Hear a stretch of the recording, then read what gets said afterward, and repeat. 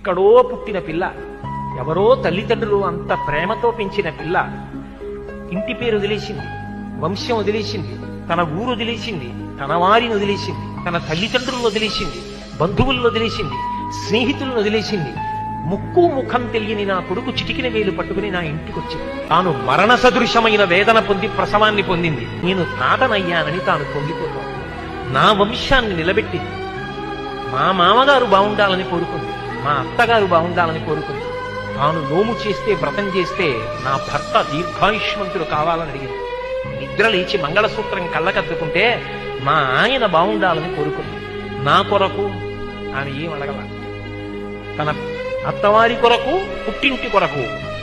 ఆ పిచ్చి తల్లి ఎక్కడో పుట్టిన పిల్ల నా ఇంటికొచ్చి ఇన్ని చేసిందే, ఆ పిల్లగా నాకెక్కువ, నా కొడుకు ఎక్కువ అంటే ఆ పిల్లే నాకెక్కువ, నా కోడలే ఎక్కువ.